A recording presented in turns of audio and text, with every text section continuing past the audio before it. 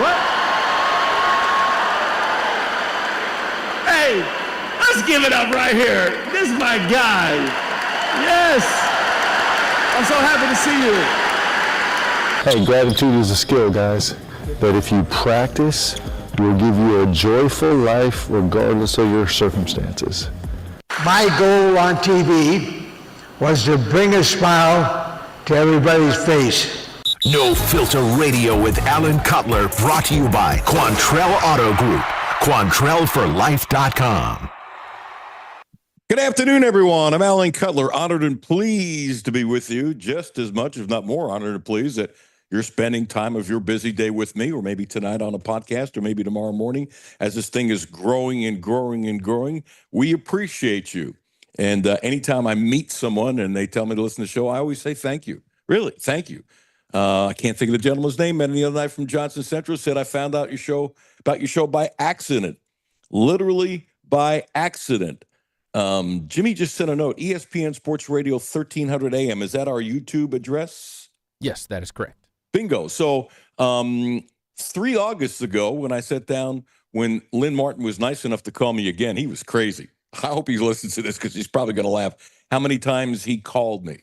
Very few people will do that. This show doesn't happen without him being very persistent.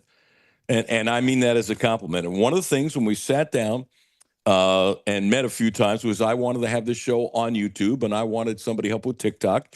And Jimmy, we've been messing around with YouTube about a week or something like that. Yeah, it's been about a week. All right. And I've talked about it, and Sean and Jimmy have put it together. So we're on YouTube now. And the background will be up tomorrow.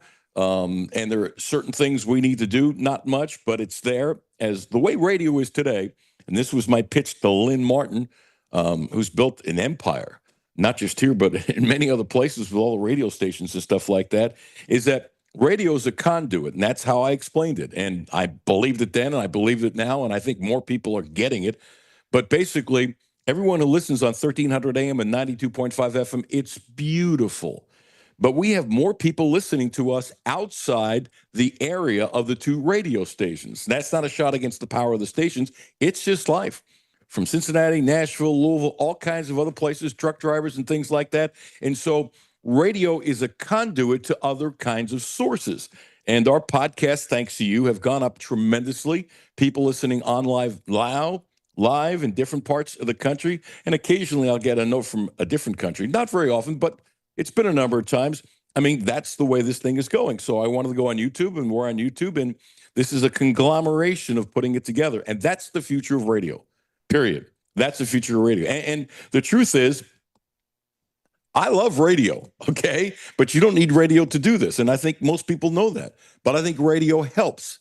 I think radio is a beautiful thing. I think radio is wonderful. I really do, which is why I'm doing this here. So anyway, we're now on YouTube. So please subscribe. Maybe we have 2 people that have subscribed. We're just popping it up. Anyway, thank you for that. Jeremy Caudle. And when I say Jeremy Caudle's name, that means it's time for football. Jeremy, one of my favorites. I say that about so many. Great guy, Studley defensive lineman, if you remember, and I bet you do, with Kentucky.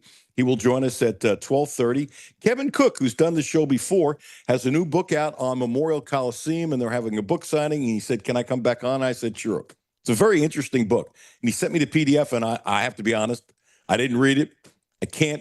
I just don't want to do too much extra with my eye right now, but I know enough of what's going on. The man did his work. And the other thing is, the person who told me about Kevin Cook a long time ago, Jimmy, I don't know if you remember when he was on. I don't, but it's been quite a while. He was putting the book together. Jim Host told me about him. And so I got to tell you, when Jim Host tells me something that this guy is good, I don't need to do any research. Really. I do a lot of research, but when you have people that you respect to the moon say, hey, you need to check this out, Cutler, that's anytime Jim Host has given me a tip, guess what? First of all, he's never been wrong. Second of all, I always appreciate it. Third of all, guess what? You know, he's criticized me a few times. Jimmy, you want to know the number one thing he's criticized me for? Because you're going to laugh. What's that? You like it when anybody can criticize me, right? Yeah. Now see your smile. You know what I would prefer? If people can only see your smile, they can really see your smile. He says, and the bad news is he's right, that, when we're talking to a guest in a conversation, I don't say the name of the person often enough. And you know what happened to me? It hit me today. I'm in the car coming back from acupuncture. So I'm listening to you and Sean today.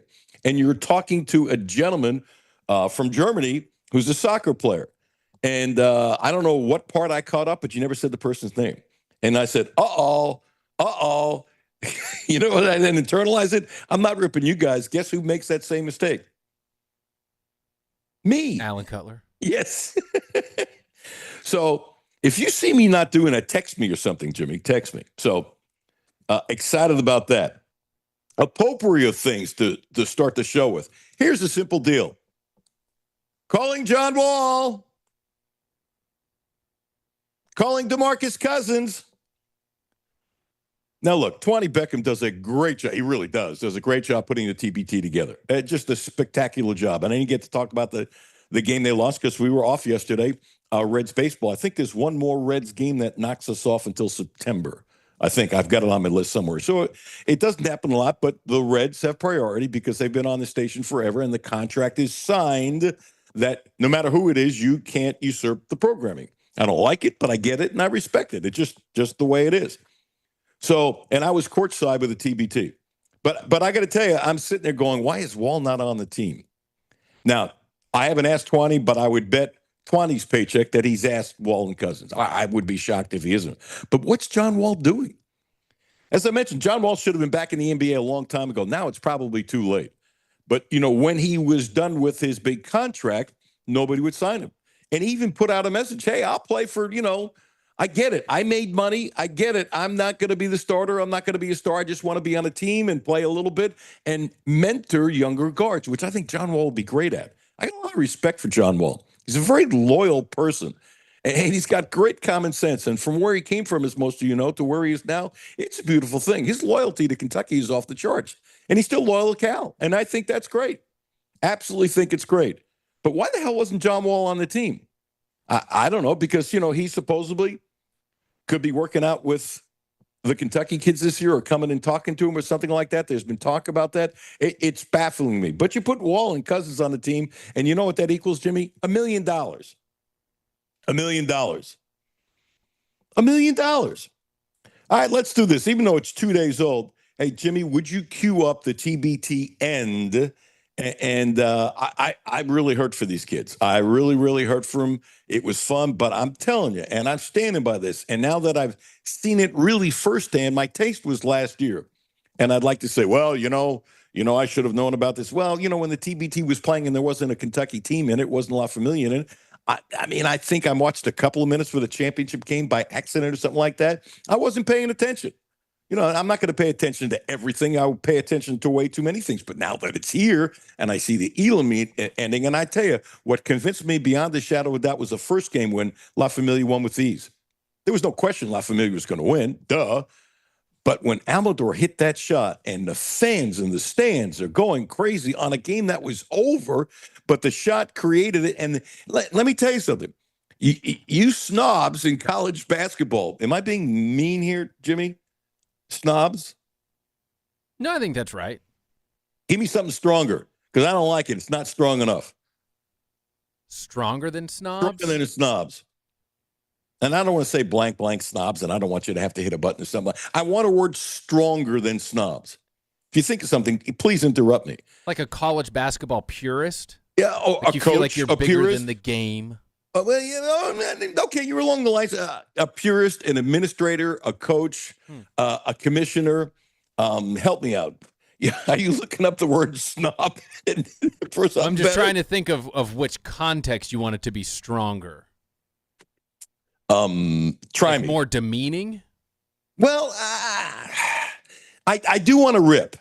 Okay, I do want to rip. By the way, if you think this is part of my monologue when I said hello, you got to be kidding me. Give me whatever it's off the top of your head. Give me something stronger. Just lay it out there, because I know you're doing some work.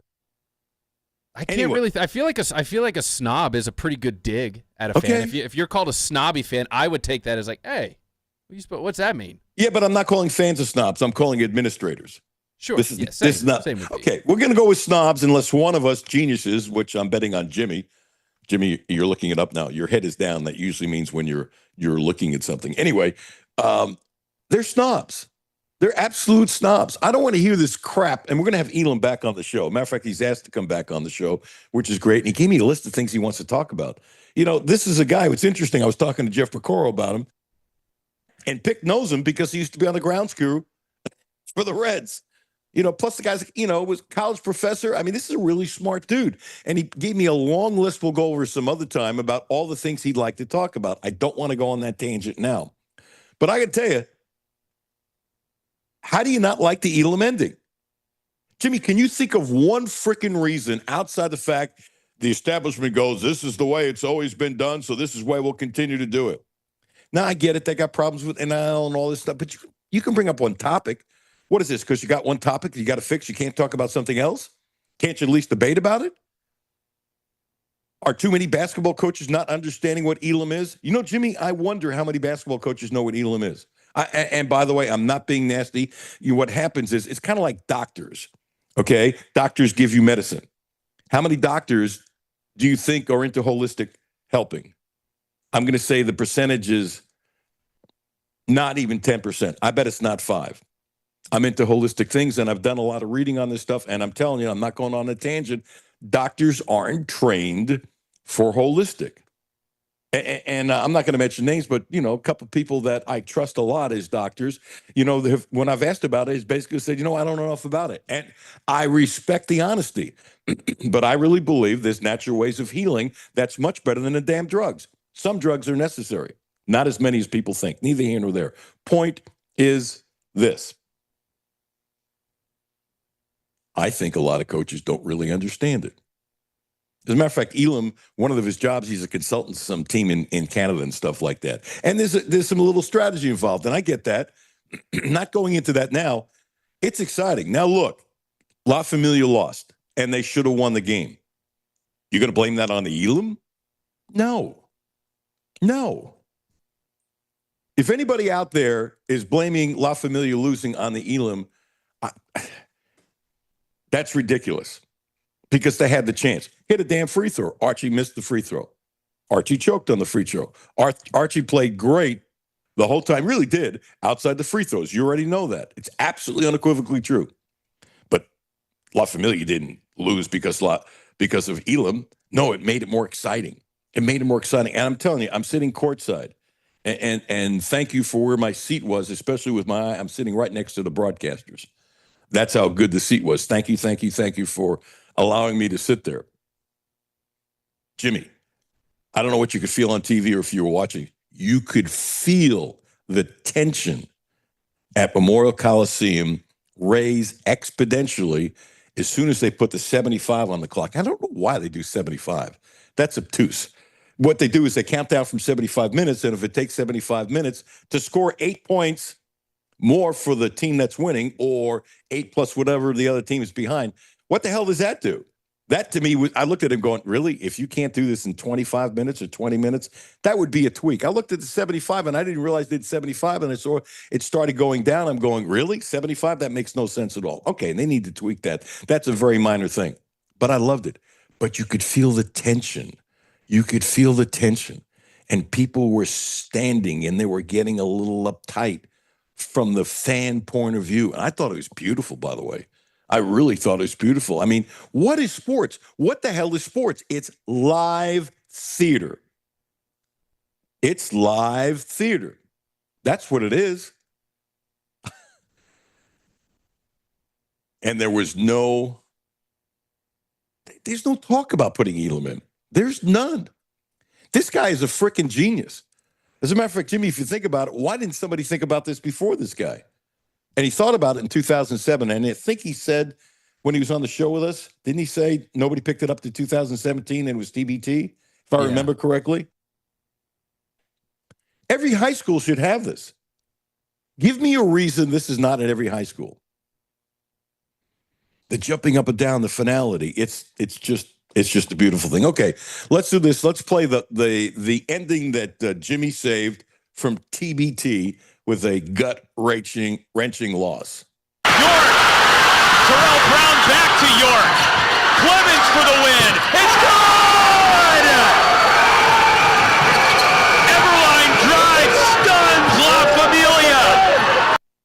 I don't think stuns is strong enough, but it'll work.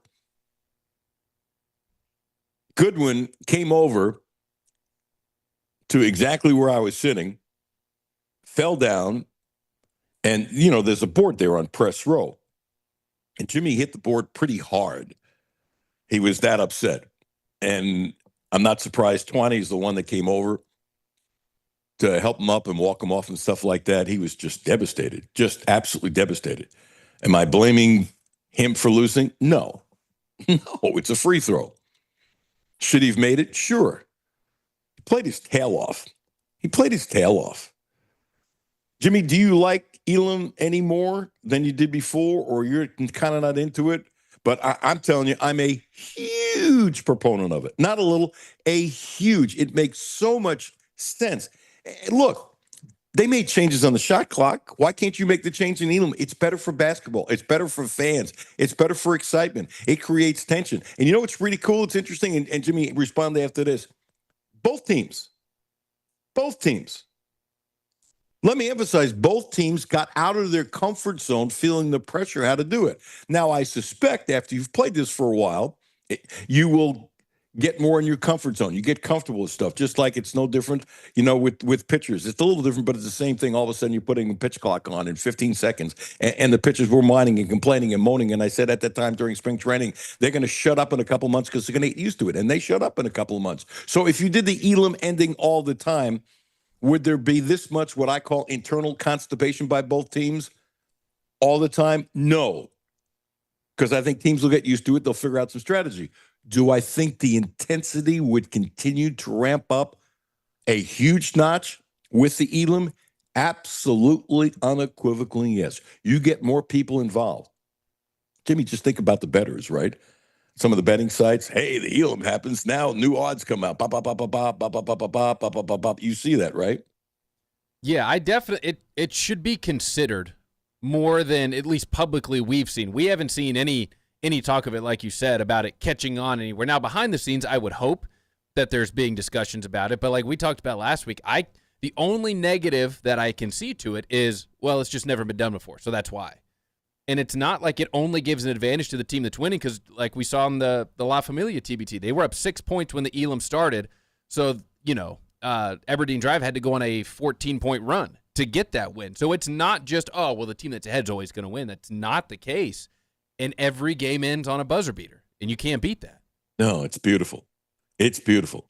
So this show is going to push it like crazy, and I will figure out some ways to get some administrators, or I'm going to keep on asking coaches what they think of it. Now, I think of the world of A.W. Hamilton, okay? Guess what? We can disagree. And he said he didn't like it. And that's okay. Think the world of him. Agree or disagree, what's the difference? Think the world of him. Absolutely think the world of him. So really, really, really cool. Okay. So we have that, and I felt bad for those kids, but I got to tell you, 20 did a hell of a job putting this thing together. No question about it.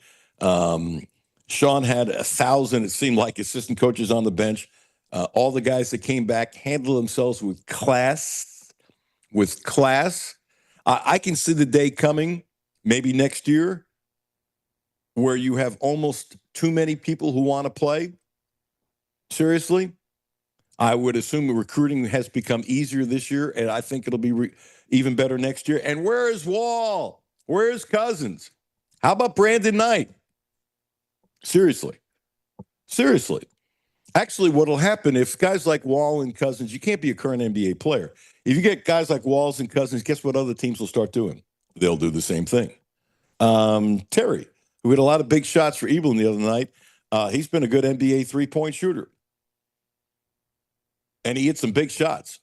Oh, there was some trash talking. This was really cool. So DJ Burns, you know what it reminds me of? I'm testing you, Jimmy. If you know what he did in this, I'm going to look at this. We're on YouTube now live, and I'm bowing to you. I'm going to say the name of one of the great Celtics. Didn't say one of the great Celtic players. One of the great Celtic players of all. Ran into great Celtics, not Celtic player, excuse me, of all time. I bet you know who he is. M.L. Carr. No. Ooh. Google him sometime. So he was actually a pretty good player during his prime.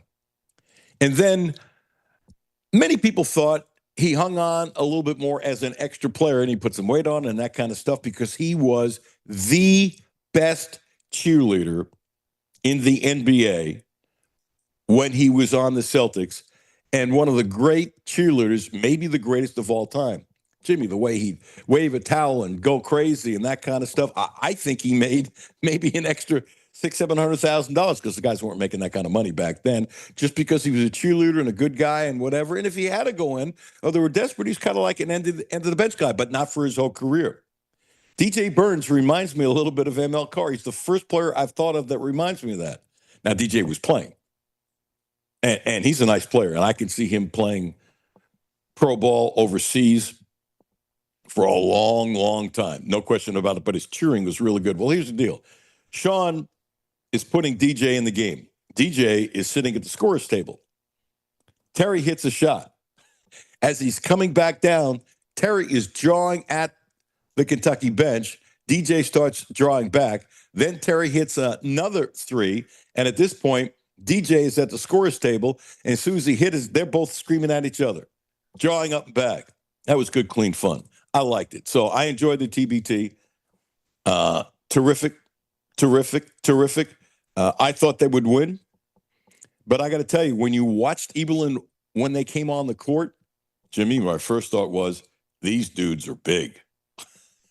They had big men, and they were really organized. Plus, I was teasing one of the TV guys. I said, this has to be the first time in the history of the TBT that for warm-ups, they had the guys doing some yoga moves. Seriously. And they've been a good team, so congratulations to them. That's just the way it is. And I bet Twanny will work on as good a job he's done improving the roster next year. I think a lot of people know by now the passing of Hulk Hogan. I wish I could say I met him. I never did. He was 71, and he had been in ill health. There's no question about it. One of the great personalities. Notice I'm not saying wrestlers. One of the great personalities of the last 30, 40 years. And all the guys who have become big personalities, you know, the guy that was the first was Bruno Sammartino, which, Jimmy, I bet outside of me mentioning Sammartino, I bet you haven't heard of him. I bet most wrestling fans today haven't heard of him. He was amazing. I had heard the name in the wrestling talks, yeah. Did a story in his house when he made a comeback. And, Jimmy, his workout room, he had 2 50-pound dumbbells, right, and a bench. And that was it. And that's what he worked with. And he was, he had to be 40, ripped like crazy. And it was funny. We're doing an interview, and he says, this is not for show. And he started tossing around the 50-pound dumbbells, 50 each, like I would toss around 5 and 10 pounds. And wasn't breathing hard or wasn't broken into a sweat. And a really nice man. Really nice man. And I should have said yes to the homemade Italian meal his wife made, totally from scratch, but we had to get back to the station. Can you imagine being dumb enough to turn down a homemade Italian meal from his wife? And she made everything from scratch. And she spent the day working on it. And that was pretty, it was, and when we left, I smelled it going in, but especially when we left, Jimmy, the aroma from the kitchen was absolutely unequivocally heavenly. Let's go to Mark Stoops. This is really good. I really like this. So there's a guy named from SMU, Rhett Lashley. Now, he's going to become a household name because he's a hell of a coach in what he's doing. He played in Arkansas, was an offensive coordinator in the SEC. And as I'm telling you this, he reminds me of John Calipari. For those of you who know history, when Cal was at UMass, he did anything to get under the skin of Jim Calhoun, who was king at UConn. And they hated each other. And to this day, I'll always believe Cal did it on purpose, and it was shtick. And then it got to the point it really did get personal. And Cal, I think, ended up really disliking Calhoun tremendously. And it was really Cal's fault because he started it. But he's saying, I'm nobody. I'm UMass. That was a horse puck program. He'll never get enough credit for what he did at UMass turning around. What did they win before? Outside when Dr. J was there. What have they won afterwards? It's just not a place that wins. And I still say you hire the right coach, you can win. Anyway, Cal was the right coach for there. And so what Cal would do, he would just go after Calhoun like crazy, like crazy, like crazy, like crazy. It got him attention. It was so bad, Calhoun had, I think, 2, maybe 3 powerful Boston scribes and a columnist that were on his side, so they would rip Calipari because of Calhoun. I mean, it was pretty crazy up there. Go back and look in the history and talk to some people. It was interesting. That's what I think Rhett Lachey is saying. I mean, first of all, they had a great team last year, okay? Had a great team. His offense is terrific. He's a rapidly rising star. There's no question about it. He's probably going to get a job offer in the SEC. And I wonder if SMU will pay him enough money to stay in the ACC. Okay, that's the ACC. It ain't the SEC. So, he's basically saying, hey, you know what the heck? You're the SEC. Since 1964, only 6 teams have won a national championship. Okay, Jimmy, help me with this. Don't do the research. Has the Big Ten had 6 teams since 1964 win a national championship? Has the Pac-10 had 6 teams, different teams who won a national championship? Has the ACC had 6 teams? I mean, this is just a ludicrous. It's really dumb, actually. Now, for me saying it's dumb, it's one thing. But you wouldn't anticipate, and Stoops was on ESPN radio, it was on our station yesterday morning, and they asked him about it. And I'll tell you what, I wish Stoops would talk like this more often. What he said fired me up. And Jimmy, we're going to save about a sentence or two from that to maybe put in the open and leave it there for a while because it's that powerful, not the whole thing. But he goes back at Rhett Lachey like, it's great. It's like, where has the Stoops been? Mark Stoops should just let it freaking rip and not be concerned about somebody taking a couple of words and making it into a headline. Stop it, Mark. You got to be aggressive. I like you, Mark. He needs me to be his PR guy, personal PR guy. Here's what Stoops said about Lachey ripping the SEC for not being the great SEC. If he wants to take a crack at it, come on, strap it on, and come try it, because I could promise you it's not easy. I can tell you, I think anybody with any common sense can look at college football and look at our conference and know what it's all about. I mean, there's nobody interested in going back. Everybody's pushing the investment from the schools, the recruiting, the coaching, you name it. I mean, do we really have to defend ourselves at this point? Well, I guess let's do it this way. The best team in the ACC would be the blank best team in the SEC, blindly. Just year over year, if we took the best team in the ACC, we put that team in the SEC, where do you think they'd finish? I mean, I don't know. I don't like, things of that nature because, I feel like, I feel like, there's definitely good teams in the ACC. I was in the ACC. I coached at Florida State. I have a ton of respect, for the teams, all of them. I really do. I have a lot of respect for them. They're very good in many ways. It's just ridiculous to try to compare them top to bottom to the SEC. That's just a ridiculous quote. That's just a ridiculous quote. ACC versus the SEC. By the way, can I use the word dumb blank? Can I use that word with an A? Am I allowed to use that? Sure. Okay. Jimmy, Mark Stoops just called, in his own way, Rhett Lachey a dumbass. Now, he did it nicely, and it was smart the way Stoops said it. So if you think I'm trying to start something, no. But he said, anyone with common sense, that's what he said. So he just said that Rhett Lachey has no common sense. So he just called him a dumbass. Now, do I think Rhett Lachey really believes everything he said? I don't know the man. I'm going to guess no. I'm going to guess he's got more publicity. I'm going to guess other coaches in the league say that's great. I'm going to guess that kids on his team say it's wonderful. I really do. I really do. And that's okay. That's the way it should be. You think he really believes it? that Rhett believes it. Yeah. It's hard to tell, but I just don't understand how, if anyone could say, you would argue the other against the ACC or Big Ten, because the ACC has had Clemson and Florida State have won national championships in Miami. Yeah. And you look at the Big Ten, it's been Michigan, Ohio State. The SEC has 6. How is that not depth? That's 6. That's 3 times the amount of both of those conferences have had. Or you can take the two of them combined. The SEC still has more. Any way you want to do the math, it works out. No, I think Rhett knows. I think he's just getting up front. I think it's going to help him in recruiting. I think he wants to be an out front offensive guy, which he is, to get more attention to his school. Look, he's in Texas, okay? Texas owns the state. A&M has the most money, okay? So don't you think he's in Texas going, I need more publicity? That's what I think he's doing. I think this helps recruiting. I think this is calculated. I don't think he said this off the fly of his head. I think he did it on purpose. And you know what, Jimmy? I think it's smart.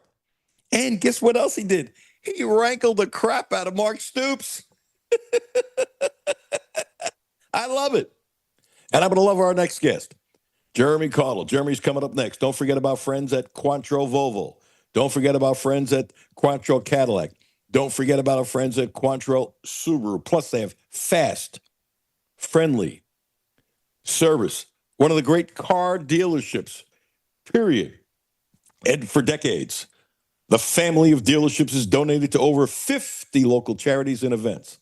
So check them out. Test drive a car. You want to sell your car? They'll buy your car. They've been great to me. They've been great to my family. We've purchased a couple of cars, and I trust them. When you go down there, say, hey, I heard Cutler talking about you. Yeah, the Alan Cutler Show on 1300 AM, 92.5 FM, and also now on YouTube. The address, Jimmy, is ESPN Sports Radio, 1300 AM. You know what? I need to write that down. Even though it's obviously, it just doesn't roll off her tongue yet, does it? Yeah, sir. It's kind of a long YouTube name. Yeah, he is. You know, when I was teasing the show, it took up a long part of my Twitter tease. Also went, oh, this is a long thing. Anyway, YouTube. Listen live on the ESPN Sports Lexington app. All over the place. Podcasts will come up about 2:30, and people listen during the day, at night, tomorrow. Thank you. Jeremy Caudle coming up next. Alan Cutler, 1300 AM, 92.5 FM. No Filter Radio with Alan Cutler, brought to you by Quantrill Auto Group. QuantrellForLife.com. I know what you're thinking, and the answer is yes. You definitely need a new car. It's Alan Cutler, and if you're going to be on the road, you deserve the legendary comfort and power of Cadillac from the Quantrill family. And whether it's finding a brand new Cadillac or service over the life of your vehicle, Lexington, you can trust your experience is always fast and friendly. Cadillac is the American symbol of elegant horsepower. Drive one and find out why. At Quantrill, you'll never be disappointed. Visit QuantrillCadillac.com today. Houchins Insurance Group is proud to partner with Auto Owners Insurance, a company that provides opportunity for independent agents to make insurance simple for their clients, offering risk management services that range from a renter's policy for your college student to home and auto coverage for your entire family. Houchins Insurance Group assures you that nobody works harder to keep you protected from life's uncertainties. Reach out to AJ Boss or Zach Bennett at 859-263-2771 to see if Auto Owners Insurance makes sense for you. My name is Terry Schultz, CEO for the Rutherford County Area Habitat for Humanity. Republic Bank has really been a game changer. They have invested not only financially, but time to really listen so that we can move our mission forward. What I like about Republic Bank is they've come in asking, what are your needs? And I don't know that you get that any other place. That's Terry's story. Now let's get to work on yours. Republic Bank. Time to thrive. Member FDIC. It's summertime, and that means it's time to hit the road. Whether you're heading across town or across the state, going on a picnic, to a baseball game, or driving to the lake, stop by, fill up, and stock up at Clark's Pump and Shop, your road trip headquarters. Clark's Pump and Shop has everything you need to get you to your summertime destination, including Old Trapper Jerky 4-ounce bags for $8.99 and Icebreaker bottle pack gum for $3.50. Clark's Pump and Shop. Return, refresh, refuel. Back to No Filter Radio with Alan Cutler. Podcasts on Apple, Spotify, and Google, Monday through Friday. For sure. It's just like me representing Kentucky football. You know, I got to show up every day, show up with class, and when I'm outside of the facilities, I have to conduct myself as such in order to put Kentucky football in a good light. So I do that same thing, but for the Navajo Nation. Welcome back. Alan Cutler, 1300 AM, 92.5 FM. Jimmy, I can't see you. That's interesting. I see a blank background as we're on you. There you are. Boom. Thumbs up. Hopefully I hit that right. Ladies and gentlemen, without further ado, it's our first time on YouTube, and there's a couple different things we're doing, and I didn't see Jimmy's face, and I got really all worried. It was just an ESPN background. Jeremy Caudle, how are you, dude? I'm doing great, Alan. How are you? Good. Did you hear that soundbite? I call him Big Pete. I heard the last like 3 or 4 minutes there. Yeah. Okay, so this is a young man who I do think the offensive line is going to be much better. How much better? I don't know because it was so horrendous last year. But, you know, he's like 6'8", whatever, stands for everything right, is a mountain man, has no fat, believes in hard work. His hair, he says, is his strength. He believes he's representing the Navajo tribe and wants to be an example for young people of how to act and that they can make it too. I want to tell you, he's one of the most impressive young athletes in any sport in all my time I've ever seen come to Kentucky. I mean, ever. Now, the question is, can he play on this level? He was a stud at New Mexico State, but New Mexico State and hitting week in and week out against the Tennessees of the world, you know better than me, is a different thing. I think he will, but I don't know. So I don't know if you knew about him as you're, just getting adjusted to 8,000 new kids on this team. I'm encouraged by some of the kids here, but I have no idea how they're going to be. Do you? No, I mean, you got 50 new guys on this squad. I'm not even sure the coaches know everything about all of them at this point. I mean, it's hard to keep up with when you're bringing 20 and 30 guys in a year. That's difficult enough. Now with the portal and everything else, you've got 50 new guys coming in. Everything I've seen on the guy, I mean, it's been impressive. Like you said, he seems like at least he talks the talk and looks like he's walking the walk. I hope he is a phenomenal player and a phenomenal leader. Because we definitely have to have some improvement on the offensive line side of the ball this year. So without knowing who these kids are, and Kentucky's not the only school in this boat, I'm waiting for somebody to do the research. I'm not going to do it, to come up with a list as the, top 100 schools and who has the most new players, whether it's transfers, freshmen, whatever. Who has the most new players? You would think Kentucky be in the top 25 somewhere. But, for example, Missouri has 38 new players, yet they have 20 players who started at least one game on defense last year. It's pretty interesting, by the way. And so what's happened at Kentucky might be a little bit more than they want every year. And the Stoop said they needed to have turnover. But this is the way college football is. I mean, everybody's going to have tons of turnover every year. 50? I don't know. Maybe 3-4 years from now, you can take an average and see, well, this was an aberration. Or maybe we'll say, hey, Kentucky's getting 46, 47 new players here. I don't know. But you're right. How to get to know these kids on a speed dial is off the charts difficult, but they're going to have to adjust. That's what coaching is, adjustment. Yeah, well, you know what? If this team can do what the basketball team did with so many new faces, or even come within a shadow of that, I will be impressed. But I think this is the new reality of college sports, at least this year. We'll see how the rules and the law changes and everything else go forward, because I think there's more changes coming. That's a huge topic, but I think for the time being, we're going to keep seeing this turnover at some places. Do you like what's happened with the courts and what's going on and all this crazy stuff with college football? I'm all for kids getting paid, so I'm not going to be a hypocrite. I was always for it. And some guys got money under the table. Some guys didn't. Some guys got free meals. Some guys didn't. But it was on a different level than it is now. There's no question about it. But do you like what's happening, or are you saying, man, I am so jealous. When I played, Dad had to pay me a pretty damn penny. Yeah, I appreciate what they go through and the fact of getting paid. I think that it has been taken too far, and there's too many other people out there, too many other influences that are doing it for the wrong reason. Between the agents taking huge cuts and the people they've got chirping around these athletes, the whole idea of that you're not even looking to transfer and you've got somebody calling you saying, hey, I can get you this much money at another school when you didn't even approach them to look into that. I don't like that part of the game. And, but again, I've never been a big fan of the NCAA. They brought this upon themselves. They didn't see it coming, and it's taken it by storm, and now it's having to go through the legal system to try and get things done. I think there's going to be some rule and law changes that will influence it, but again, you get to the point now where it's like, hey, you've opened the box. It's really hard to close that lid. It's going to be employee-employer eventually. I don't see how they don't go that way. So if I'm right, and mine is not a revolutionary idea, I think a lot of people would like to see it. Why the hell not do it now? I mean, why not do it now? It would then settle the system instead of making a change and a change and a change and a change. I don't see how they can't go in that direction. I mean, really shouldn't. There should be. You're an employee of the school. We're paying you money. What's the difference between that and working in the cafeteria? What's the difference that and working on the ground school? What's the difference between that and being a professor teaching a class?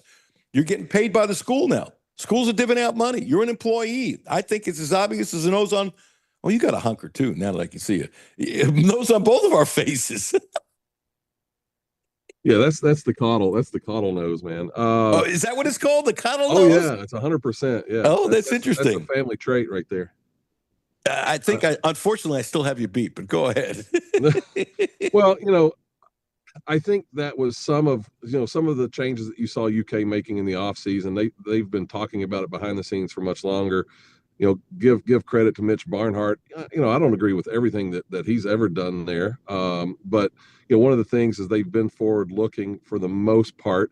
I think they were a little slow to react on some of the other things, but I think this is one of the things they were trying to get out in front of, transitioning from the athletics department into the more business model, because I think they see it coming, Alan.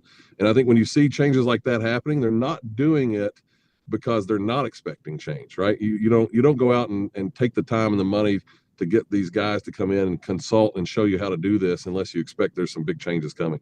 Yeah, I assume Kentucky's like so many schools. They have spent a ton of hours behind the scenes in meetings and trying to figure out and what's the best way to do it and how to balance the budget, which they can't do now. And UK historically has been one of the best schools for decades and decades and decades of doing that. So it's a real mess. You brought up a point that I've talked about that really ticks me off.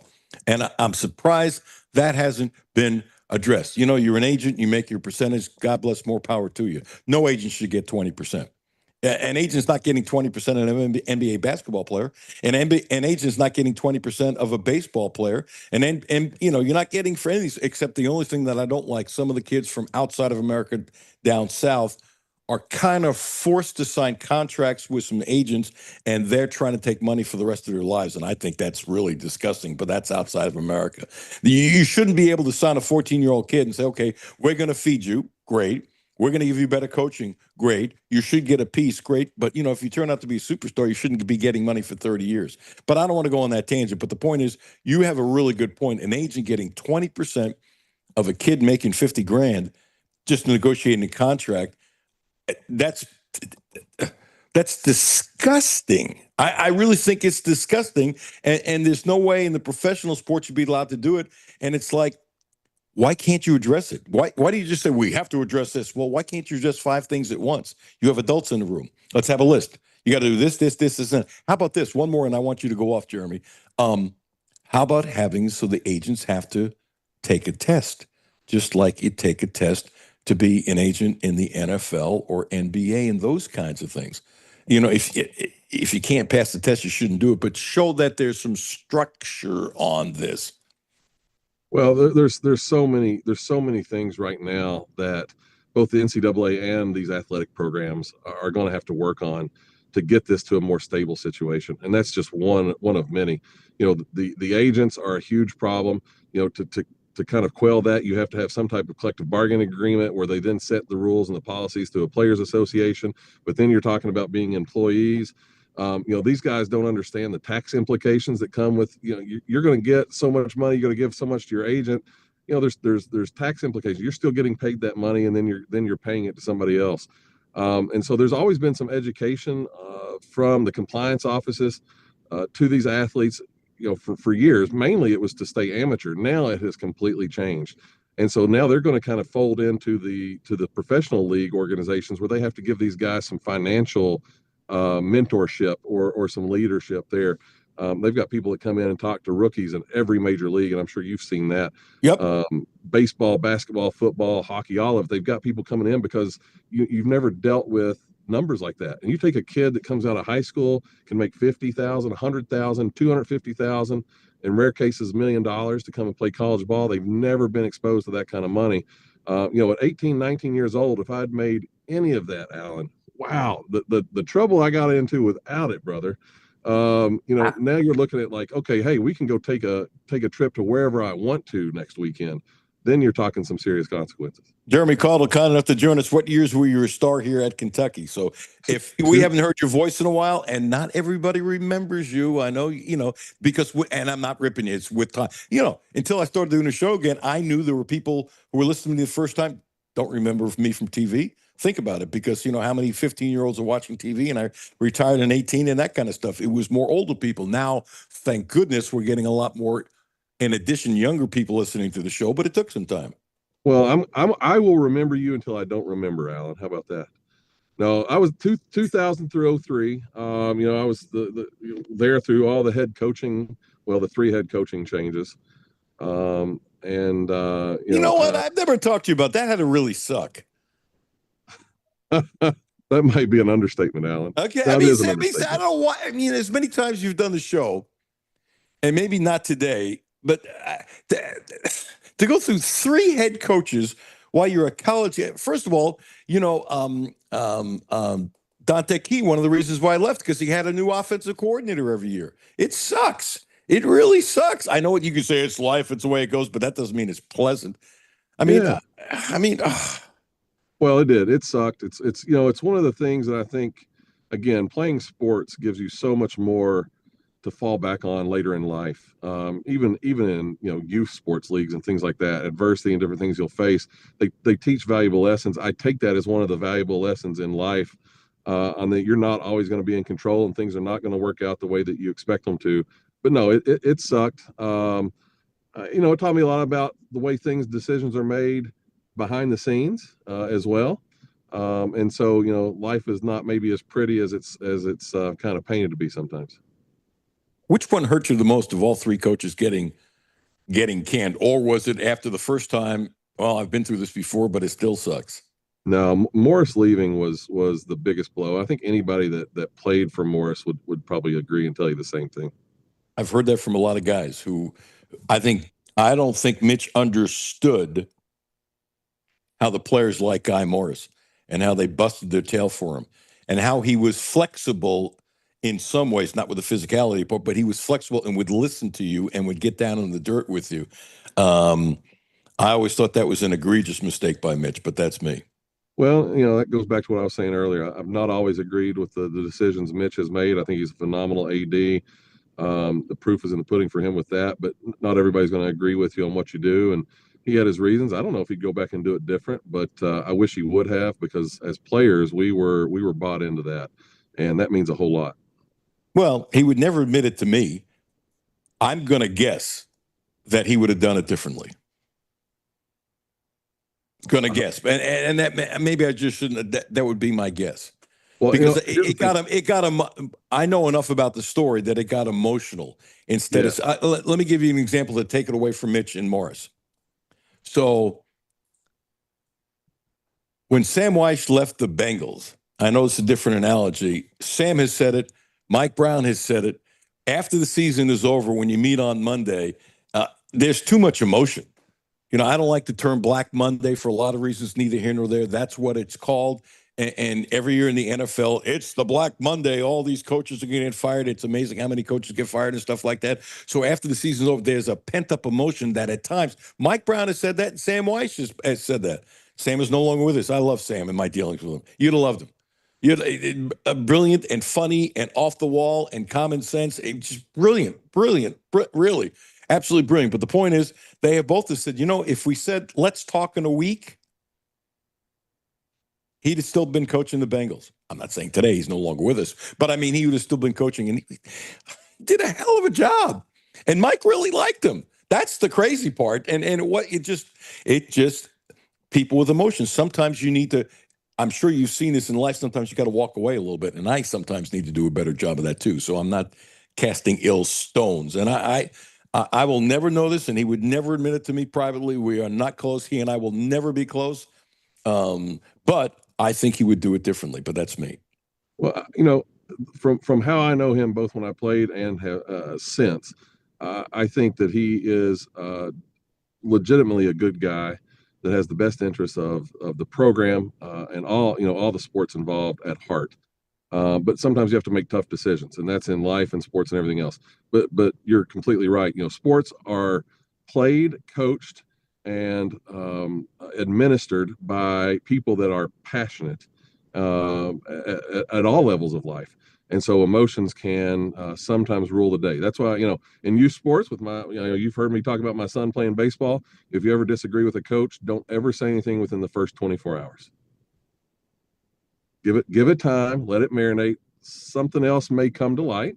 You may have an epiphany, or you may be still ticked off at that coach and want to have words with him. But give it 24 hours. The way you're smiling, Jeremy Caudle, sounds like you've experienced this yourself. You know what? I've got a son that's played a lot of baseball. My younger son's been involved in a lot of youth league baseball. So it's there's been lots of experiences, Al. I got you. By the way, I've never doubted Mitch wants the best for the programs, and he's done some great things, but there's some things that I couldn't disagree with him more, and he could care less what I think anyway. And that's okay. That's the way it should be. Okay, so do you have, and maybe this is not fair to throw at you because you bled for the program, but do you have any optimism for the season? I think from us talking the last couple of seasons, I hope you realize I've tried to be that optimistic guy. Yes, you have. And even halfway, I won't say halfway through last season, after the first few games of last season, I still tried to be optimistic. Traveling to away games with my son, driving down there to those games, I try to stay optimistic. I'm having a tougher time this year, Alan. It's been more of a struggle this offseason. Is that because of a lack of success now for a few seasons in a row that it compounds the issue, or is it just because of what you see this year? Well, the repetitive lack of success always affects people, fans and players alike, but not correcting what I saw were some of the major deficiencies that are not necessarily tied to just talent and recruiting. It's interesting. I saw one of Stoops' press conferences. I don't know if it was a week or so ago, a couple of weeks ago. He talked about that they were going to stick with the four cornerstones of their coaching philosophy and their team, and one of them was discipline. Discipline has been an issue on the field. Now, we don't have to get into off the field stuff, but on the field, discipline has been an issue to me watching for the last 2 years. And I think that's been more of a problem for me than the losses themselves. And that's the one thing I've never doubted his motivation. I know people have, but and I've said this a gazillion times. I will never understand how he let the discipline go by, because that was the foundation, the core of who Mark Stoops is. So I think he lost his way. I don't know if it's something happened. I'm not going to speculate, and I don't know if something happened off the field that affected it, because it can with some people. I don't know if it was just on the field. I don't know if it's like a lot of coaches who are going, I can't lose you. They're going to leave and that kind of stuff. And so therefore I'll slip, which just doesn't sound like him. But, it's his program. So he's responsible. But I will never, ever, ever, ever, ever understand when Vince was here, his brother, Brad White, there's a bunch of coaches on the staff he really trusts. They've been with him a long time, that they can go in his office and say anything. I think it's one of the good things about Mark Stoops, and all good coaches, by the way.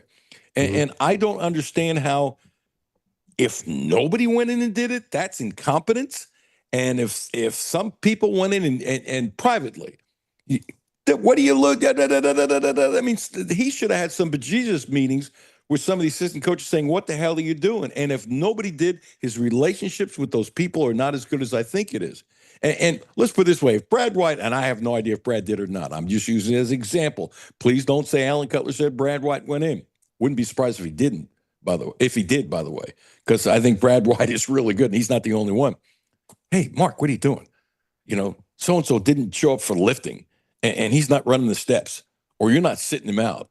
Oh, you're not sitting him out because we have nobody else? Well, too blank, blank, blank, blank bad, you can't play. And I still say this, and then I want you to go off in your own rant, Jeremy. I still say this, and I'm old school. You have an offensive lineman or a tailback, I don't care, pick the damn position, who doesn't show up for a workout. It's a pretty simple deal. The next day, everybody in that position group runs. I don't care if you're a freshman. I don't care if you're a transfer. I don't care if you're redshirting. I don't care. And guess what? The position coach has to be out there too. And you're running stadium steps 6 a.m. And now you tell me when you go on your rant, it seems to me, Jeremy, if you had to run the steps 6 o'clock in the morning because of some knucklehead didn't show up in a weight room, you would be ticked off. And you have never been shy, and you wouldn't have been the only one. A lot of your teammates do the same thing, and you'd be chirping on that guy, and you would take care of it. Or you and your teammates would take care of it. And I don't understand why they don't go old school. Hey, you can't tie your shoelaces again? I said this last year. Can't tie your shoelaces? Great. 6 a.m. Get your fanny out there running. And by the way, every one of your tailbacks, every one of the fullbacks, even the tight ends, if they're in the backfield blocking it all. I'm serious. Your fannies will be running. I'm not talking about running till they're hurt or running till, they're in danger. I'm not talking about that. You run the steps 25, 30 times, and you've had a good workout, and you don't do it again. Let the team take care of that. And they didn't do that, and teams don't do that anymore. And I don't understand it. Well, you hit on it right there at the end, Alan. That was what I was going to lead with is, not only is it the head coach's job to do this and the assistant coach's jobs, but it's the leaders on the team as well. And it's unfortunate when it's some of your main guys, some of your quote star players that happens with, whether they're getting into words after a play, they're not tying their shoelaces, they're not running their routes hard, they're not doing their blocking assignments, whatever it is. That is something that can be corrected by the leaders on the team, both in the locker room and out on the field. And I think there's been a lack of that as well. But, I think that it starts from up top with your head coach. And if you as a player, as a leader, don't see it from him, you're less likely to move forward with it on your own. But listen, I'm going to speak from personal experience, and we'll call it ignorance from youth. There is something about getting up at 6 a.m. and being in a 140-degree sauna and riding on a stationary bike. Please don't ever get Mark Hill on your show and ask him about the early 2000s. Mark did that? The famous, if you're late for a workout, you oversleep or you're a little late getting into the weight room, was always coming in on a Saturday morning, 6 a.m., and you're going to probably do some log rolls down a wet, damp, grassy field. Okay. Ooh. It wasn't something that was going to kill you physically, but you're going to get a little dizzy. You're going to be wet, soaking. It's 6 a.m. Nobody wants to get up in college at 6 a.m. And so it's pretty miserable. It just so happens that one of the few times that I was unfortunate enough to have my focus elsewhere, I ended up going in, was the only one that showed up on that weekend. Yeah. And I think somebody else had been excused for holiday. And so Mark Hill was there waiting. And I was the only one there. So he said, instead of going out to the field, we're going to go into the sauna. And he had that sucker cranked. But I learned multiple valuable lessons from that day, but only one of which I'll talk about. Maybe over a bourbon sometime, you'll tell me? Well, just, maybe not. Wow. You have to watch out what you're doing the night before if you got to go in for punishment conditioning the next morning. Okay, that's fine. That's more information than we need to know. We got to get more sleep, Alan. That's what it is. Yeah. Oh, that's fine. That's fine. Did Mark sit in the sauna with you? Oh yeah. Yeah, well, no, Mark sat in the sauna as just one of those therapeutic, this is a sauna session. I'm in there on a stationary bike. He sets the RPMs on the bike, and you have to keep it above that. Stop. He brought the stationary bike in the sauna? Oh, yeah. Oh my gosh.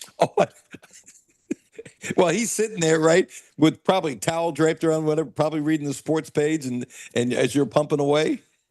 Oh, yeah. No, I mean, he's in there just taking his therapeutic hot hot, steamy sauna while I'm in there cardio conditioning big time. Oh my gosh. I will have to ask Mark about it. He'll probably just laugh. You know what's interesting? He had such a baby face, right? Young baby face. He just didn't have that look that he would do that kind of thing. See, you can't judge a book by its cover. Yeah, I mean, listen, he's still got that nice look about him, and again, he was doing it for the right reasons. But I understand. Yeah, it's one of those. Again, it's one of those life lessons that sports teaches you, Al. Yeah, and you know what? It's interesting. You're probably a better man for it, but not when you went through it. I got my serious tone. I mean, you don't wish to do it, but it actually, in an odd way, not that you think about it when you're going through it, but in an odd way, it actually helped you. And you're a smart guy anyway. Well, I can guarantee you, I have a couple of former teammates that knew what I went through, and I bet they made sure their alarms were had some backups so they didn't have to end up in the same situation. So again, we go back to the whole, the coaches down to the players, leading into discipline and control of the team from that direction. That's where it all belongs. I'm trying to remember the years and who was the coach, and maybe it was Mummy. I don't remember. But when we were allowed, they would bring us in the media like at the very end of practice. We weren't allowed in practice and that kind of stuff. And usually in the last period, they would kind of let us in and we would stand in the back and stuff like that. And whoever the head coach was, and I honestly don't remember, I've been through so many years with this stuff. If somebody missed class, they would have to do those rollovers like you're talking about. And whoever's the head coach, they didn't care that we saw it. And the first time said, somebody missed the class. Maybe it was Rich Brooks. I don't know. But it was like, he wasn't hiding it. They had to do it. Missed class. He explained what it was. And I remember one time he said, you think you're going to miss class next time? And I remember it was Brooks going, well, not if they're smart. Not if they don't learn their lesson. And they weren't killing anybody. But they had a roll for a number of minutes. And a couple times there were 4 or 5 guys rolling at once.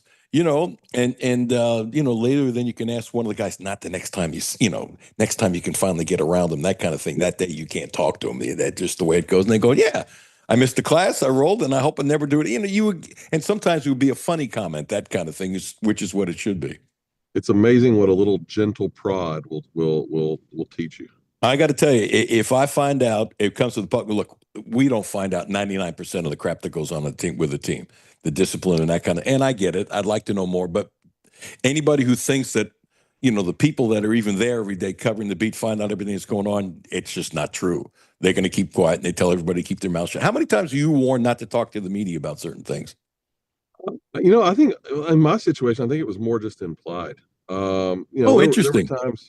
There were times when there were certain conversations like, hey, this stays in the family. And I think, you're not going to go out there and put your family's business out on social media and out there for everybody in the world to see, because everybody has their family issues. Absolutely. At this level, it's a family. And so not everything is going to be out there. I think a lot of it is implied. I would say that there's very rare circumstances where they actually go out and direct the players not to. Maybe that's changed in the social media age they have now compared to when I was there.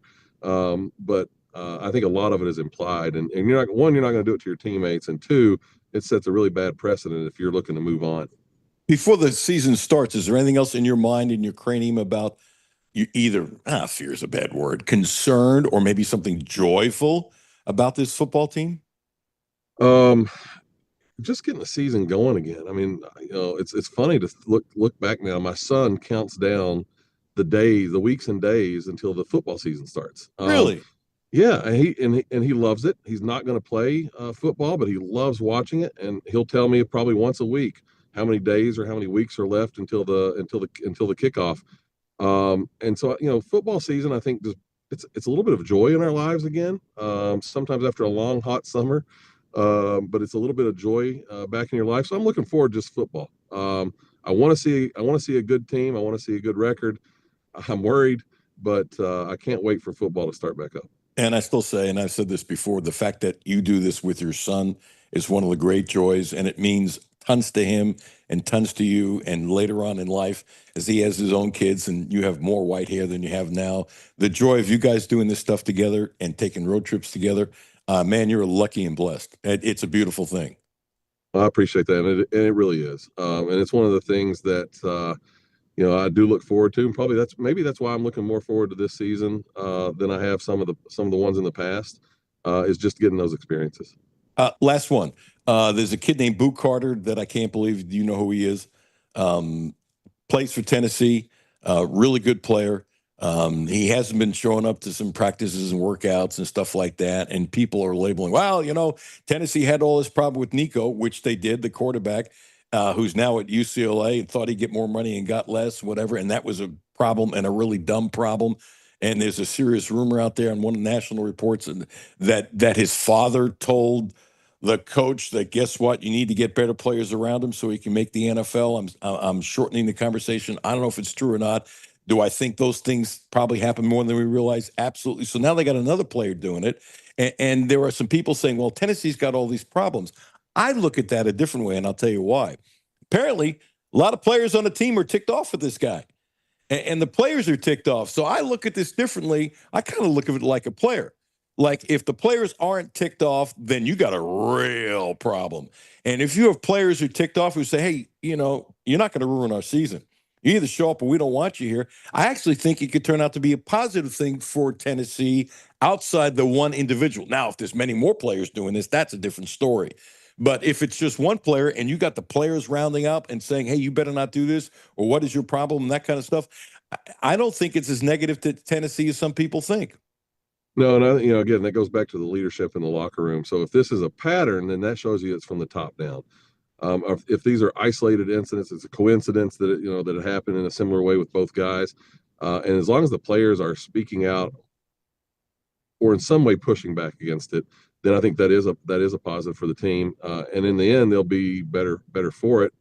You may lose some talent, but at the same time, you get rid of some of the I hate to use the word cancer, but it's some of the cancer that can affect your team.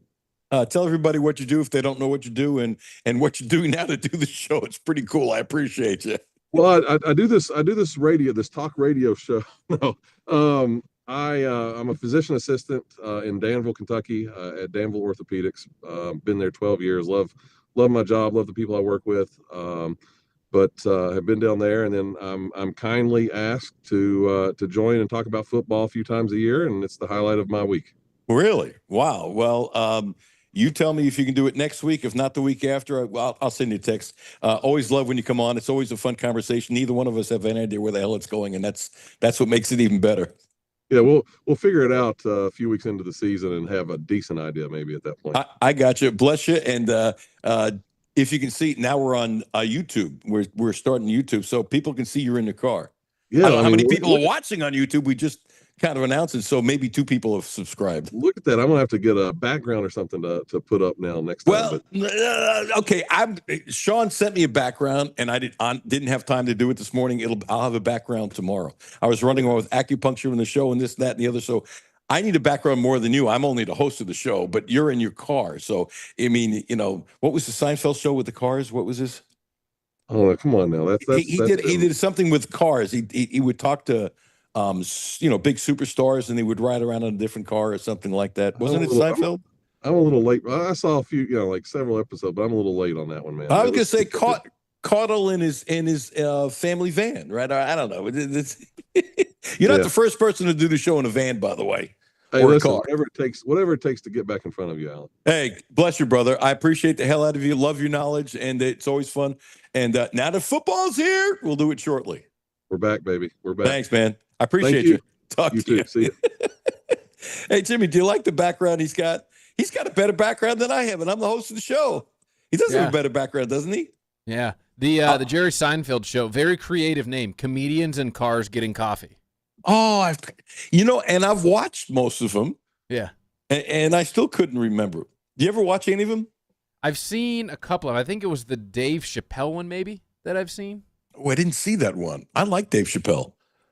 Until COVID hit, I wasn't a Dave Chappelle fan.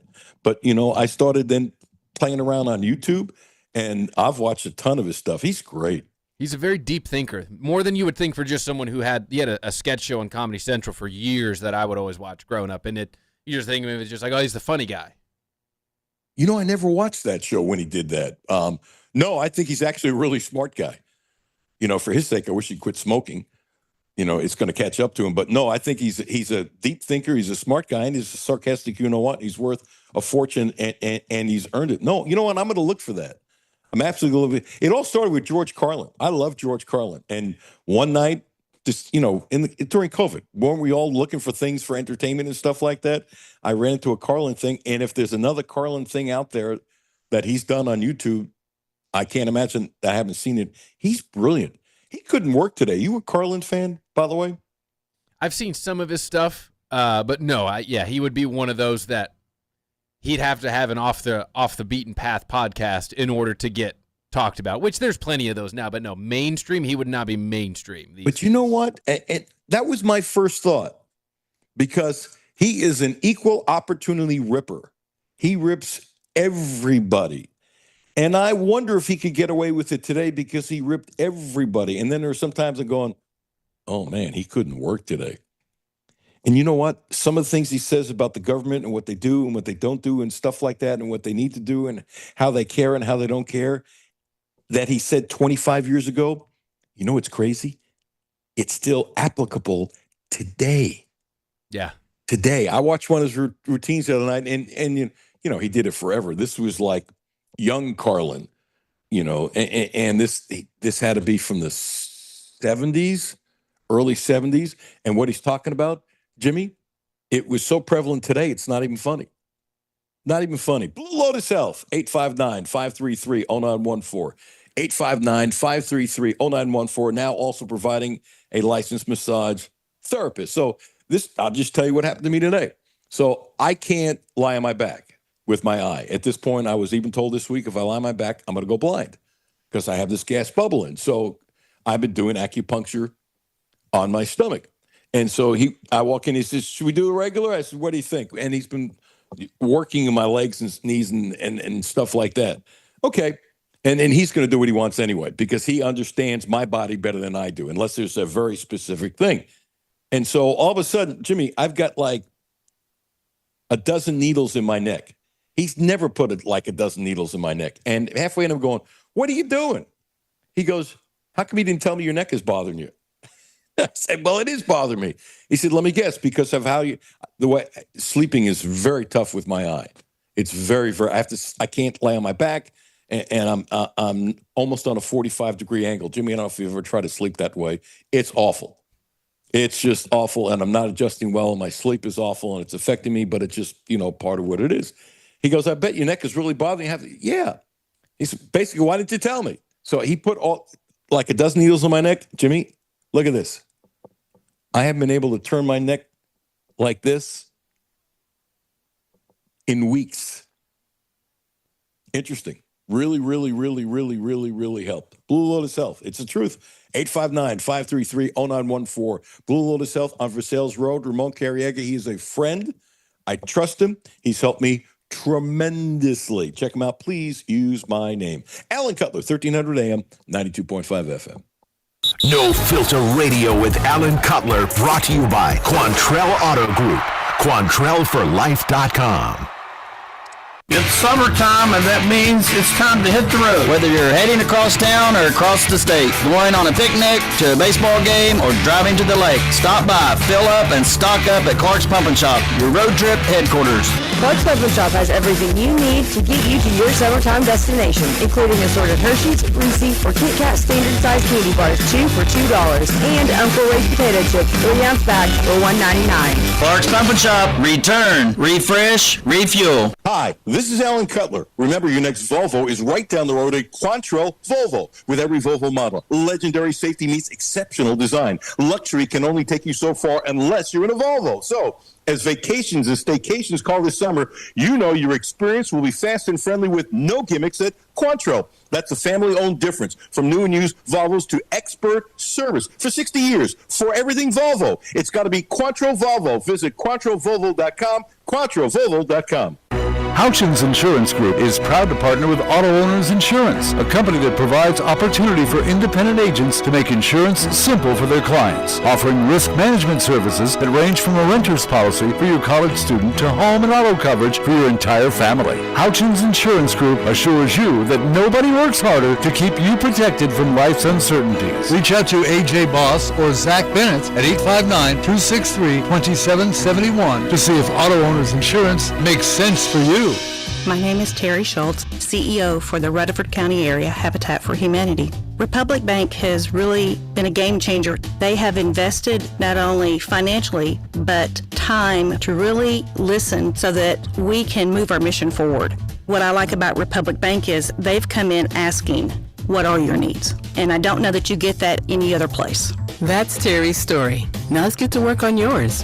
Republic Bank. Time to thrive. Member FDIC. W223CV Lexington. ESPN Sports Radio 1300 and 92.5. WLXG Lexington. And LM Communications Broadcasting Station. The only no-filter sports show in Kentucky. It's the Alan Cutler Show with award-winning TV sportscaster Alan Cutler. What would you say you all's team identity is this year? We all just hungry, like kind of like what I said earlier. Like none of us we didn't get recruited here the first time, so we all know we got that chip on our shoulder. Like we all here to chat, or where maybe we're not supposed to be here, or it's not the same dynamic of the old Kentucky. But we all hungry. We all know that when we go out there, we're gonna put on a show. We're gonna win games, and I feel like that's better than to come out here and be entitled, stuff like that. So I feel like our identity is like we just dogs. We trying to go get it.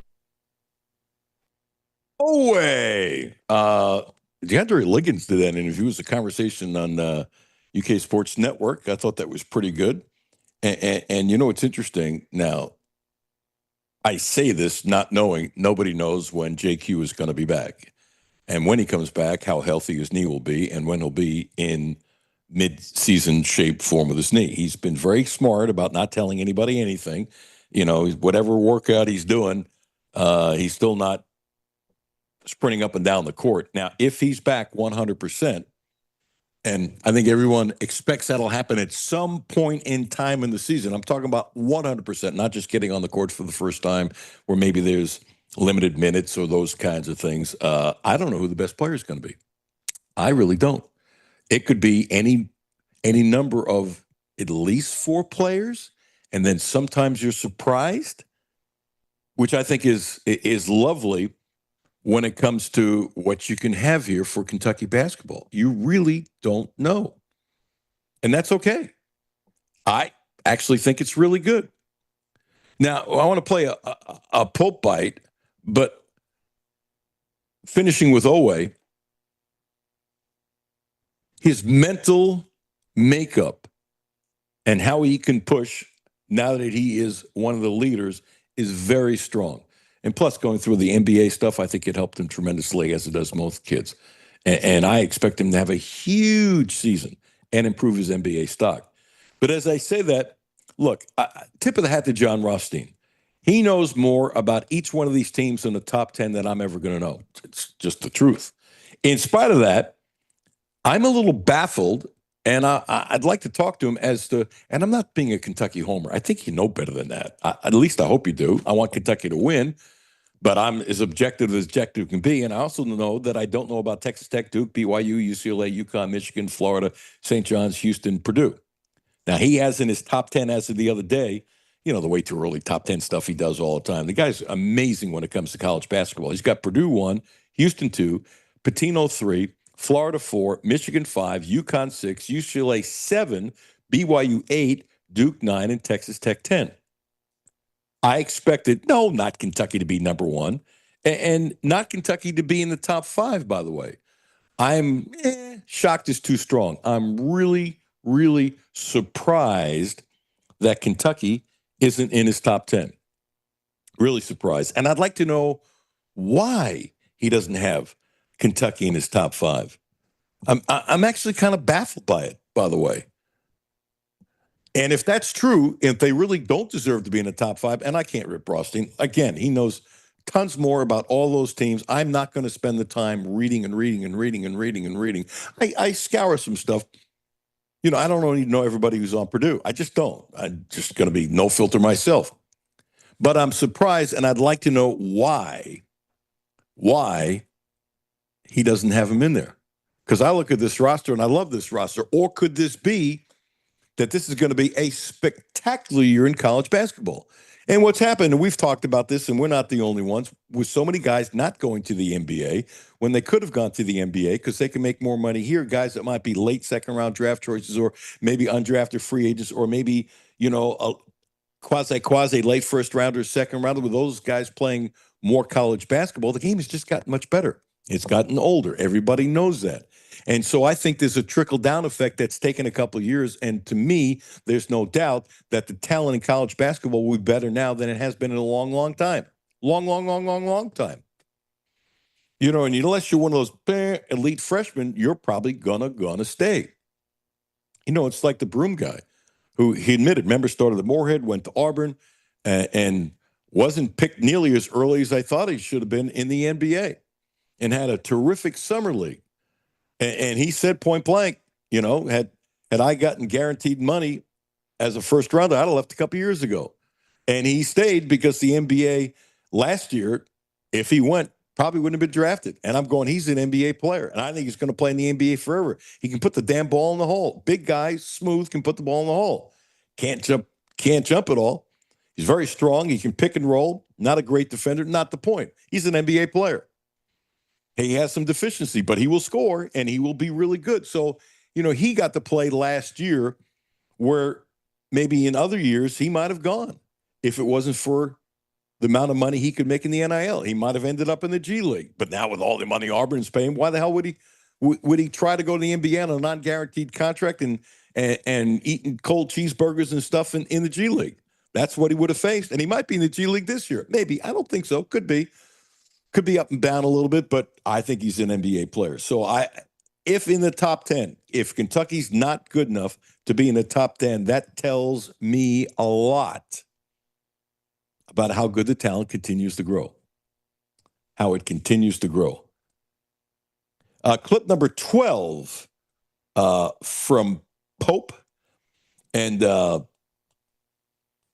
little sarcasm. But there's no question, one of the things that Pope learned, and this is not breaking news, is that he needs to be better defensively. And I think he's adjusted his coaching, and the SEC is different. And it's okay to come from that league to this league and understand it's a little different here. And then you make adjustments. And so not only did he recruit more defensive players, but give Pope some credit. Some of the guys he recruited this year, he could not have recruited last year, just the way it is. And I thought he did a hell of a job recruiting last year, and then they would have been much better had they not had injuries. Be that as it may, we've talked about it enough. Leave that alone. But the point is this. Athletically speaking, this is a much, much, much, much, much better team defensively. Part of that has to do with Pope emphasizing defense more. So you want to be sarcastic? Because Pope will be sarcastic. So clip 12. Why were you so bad defensively last year? Poor coaching so far. Actually, poor coaching so far. And it's there's so much to do, right? There's so many things to do.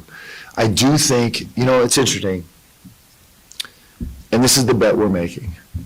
The bet we're making is that if we spend an extraordinary amount of time on a foundation in a really new but like 100% way, that the framing of the house and the finish of the house is actually going to go way faster, and it's going to be way more palatial, and the resale value is going to be incredible, right? If we really, really dig in hard on this foundation. But when you walk up to a house and all you see is the foundation, it's not very inspiring, right? So we're spending a massive amount of time and energy and focus on the foundation, making the best, deepest, most sure foundation that we possibly can. It's a really good soundbite.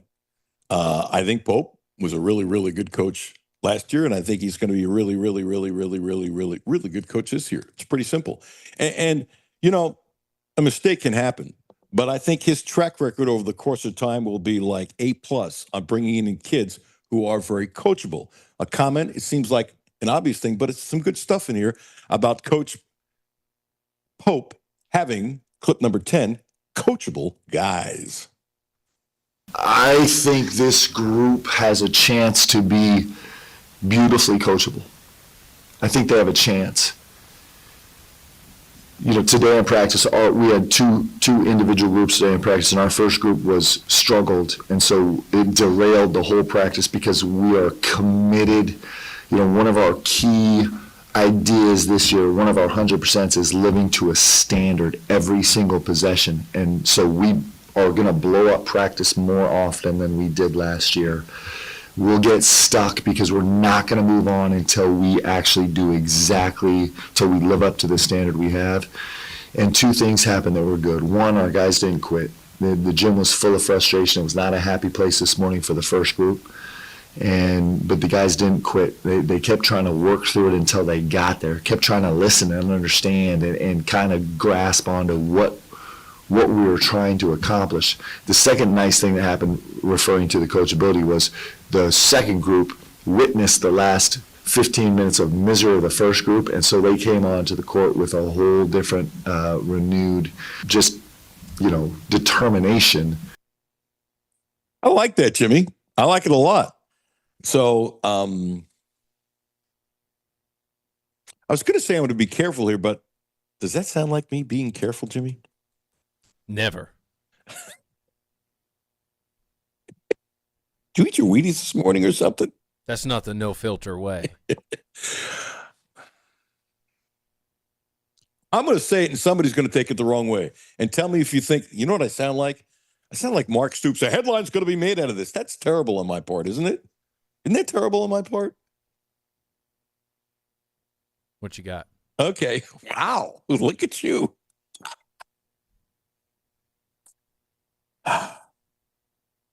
Mark Pope is more comfortable in his own skin this year than he was last year. I am not suggesting that he was horribly uncomfortable. I am not. Which was it? Noah who said it early this summer, that he's not afraid to adjust. He's not afraid to admit he's wrong. He's not afraid he's to change. I love that. I don't like that. I love that. Coaching is adjustments. Doing what I do here, guess what? It's adjustments. I've adjusted tons. I've had adjusted tons in my mind as the business has changed. It's pretty simple, actually, and I'm open to changing. I think Mark Pope will be more comfortable in his own skin because he has seen some adjustments he needs to make. He's making them. He's not afraid to making them. I'm not saying he was afraid last year. I don't think he saw some of the things he sees now that he didn't see last year, like the added importance of defense. And so he's very comfortable in blowing up practice. That's important. Okay, guess what? It ain't working, fellas. I love you, but guess what? So you're uncomfortable today. I don't care. I don't care if you're uncomfortable. I love you. I think the world of you, but it's not working, so we're going to blow up this practice. I think that's a change in Mark Pope. Jimmy, was that strong enough? Yeah, I don't think that's surprising, or I feel like that's how just about every coach would be, especially coming back to coach at your alma mater where you won a national championship. You're going to be much more comfortable and just able to relax a little bit going into year two, I think, than year one. That had to just be a whirlwind all of last year for Pope. Absolutely. You know, he aged about 10 years. It looked like. When you look at his press conference, remember the unbelievable ballyhoo press conference, and there was a point at the end of last year. I mean, Cal was right. What did he used to say? Every year coaching Kentucky is like in dog years or something like that, whatever he used to say. Well, let's put it this way. I think Pope is more flexible than Cal is. I don't think that's not even a heavy statement. Of course, Cal's in the Hall of Fame. He deserves to be in the Hall of Fame. He earned the right to be in the Hall of Fame, and he used what he got to the Hall of Fame and then became stubborn to change. Maybe Pope will be stubborn someday, too. I don't know. We'll see. I tell you what I will see, Terry Page. She's not good. She's great. A great licensed massage therapist. 859-373-0578. 859-373-0578. She's been spectacular for me. Not good for me, but spectacular for me. And she calls this Terry's big, beautiful deal, that she's been so lucky and blessed to have the ability to ease or eliminate pain from so many over the last 25 years plus. $10 off the second time, $5 off the first time. So book an appointment now, 859-373-0578. You get $5 off. If you book another appointment while you're there, $10 off for the next time. Offer ends August 29th in Lexington, now in Butler, Kentucky as well. But use the same number, 859-373-0578. New author coming up next. Looking forward to talking to Kevin Cook again. Alan Cutler, 1300 AM, 92.5 FM. No Filter Radio with Alan Cutler, brought to you by Quantrell Auto Group. QuantrellForLife.com. Lexington, it's time to feel the warmth and spread the love in a brand new Subaru from Quantrell Subaru. This is Alan Cutler, and you can feel good about working with the Quantrell family for your next Subaru, because not only do we get the best in sales, service, and no gimmicks, but for decades, the Quantrell family of dealerships has donated to over 50 local charities and events. So, play as hard as you work, go where you've never been, and keep it local at Quantrell Subaru. QuantrellSubaru.com.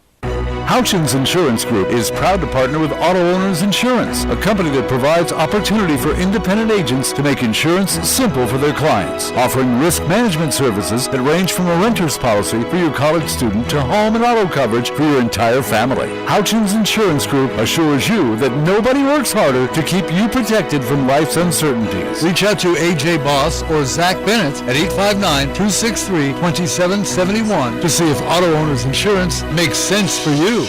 My name is Terry Schultz, CEO for the Rutherford County Area Habitat for Humanity. Republic Bank has really been a game changer. They have invested not only financially, but time to really listen so that we can move our mission forward.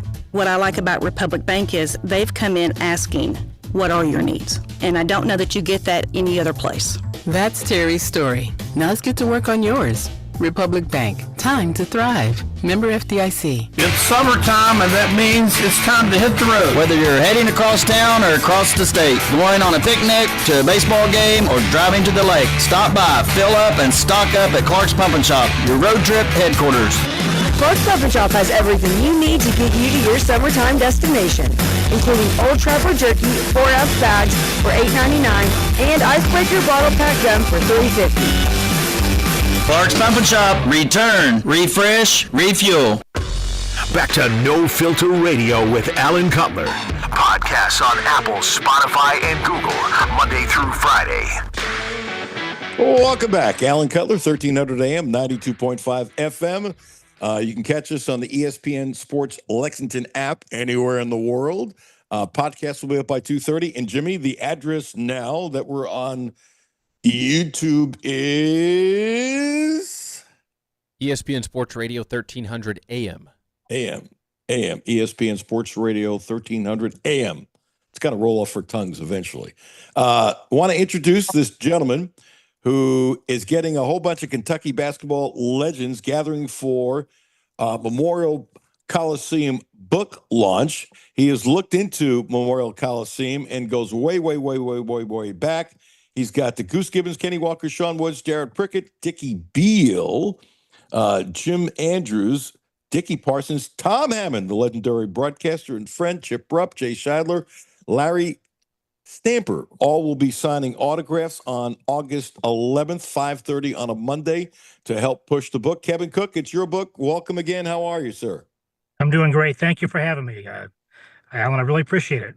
By the way, you need to tell the people who wrote the article they kind of screwed up just to have them fixed. They've got the Dickie Beal as runs guards. Yeah, he never knew that. I did not write that. I didn't think you did. I'm on it.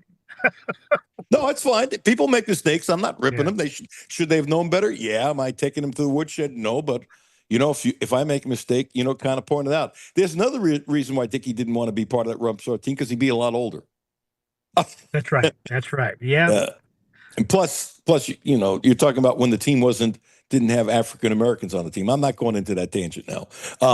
That's neither here nor there. It was a great basketball team, no question about it. And I'm sure they wish Pat Riley wasn't sick that day, but Texas Western was definitely the better team, and they deserve to win. It is what it is. Life is what life is. Okay, so I couldn't read the PDF. I've got a bad eye, so I'm not going to lie to you. I have not looked at it, but we've had a conversation before. and you were recommended to me by Jim Host, so I don't need any more than that. Jim Host never steers you wrong. Never, ever, ever, ever, ever. And one of the things that's getting pushed out that I think is lovely and has not been pushed enough, and I know it's a part of your book, what was done for all the Kentuckians who made the ultimate sacrifice and lost their life in World War II. And I have been here forever, and only recently, in the last couple of years, has there been more and more publicity about that. And I've always thought that should be a really big thing. I mean, I did a story about it in the 80s, but again, how many times can you do the same story? I probably should have done it again and taken a different angle. My bad. But the point is this, I think it's beautiful what was done to honor those folks who lost their lives in World War II. And that fascinates me. Why don't you, by the way, Larry Stamper is not a former team manager and UK historian. No. There's another He was mistake in not. there as I'm looking I'd at say, it. Yeah. Anyway, talk about that and how it started and what that wall means. And I wish anybody who goes to Memorial Coliseum, just take 2 minutes walking around Memorial Coliseum and I've done this, so it's not like I'm telling people to do something. I haven't. The first time I did was a long time. When I did a story in the 80s, I was taken aback. I was kind of like, whoa, to go see the memorial that is done. Please talk about it. No, I appreciate that. That was a big reason for doing the book, was to make sure that was remembered. My hat's off to UK. They really have done a lot. I'd say even more recently of honoring that. It goes back to, when Kentucky played in the alumni gym further, on the same street, just down a little ways.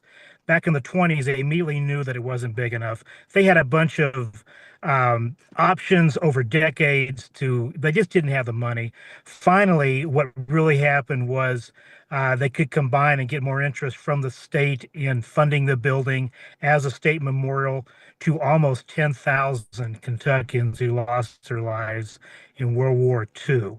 So it got at the time, a jaw-dropping $4 million price tag. It opened on Memorial Day of 1950. They had an amazing ceremony. There's a picture in the book of it. They invited family of all the people who had died. They filled the whole place, about 12,000 people. And what they had done specifically to honor those military men at the time who had all died, for the whole state, a professor, an engineering professor named John Sherman Harine, hand-lettered those 10,000 names. Originally, those were on big sheets in display cases on the concourse steps in the Coliseum.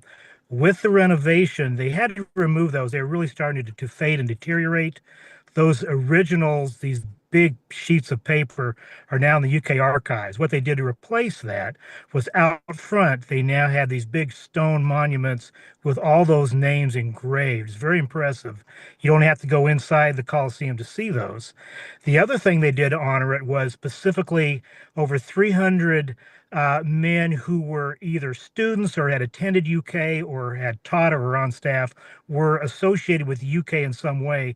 They had bronze stars put on the concourses of UK. Those bronze stars are now mounted up high in the main lobby. So those were preserved. So those are the main things. Also out front is engraved a poem called For the Fallen, which is a memorializing of those who have fallen during war. That's out front, if you can look and find that.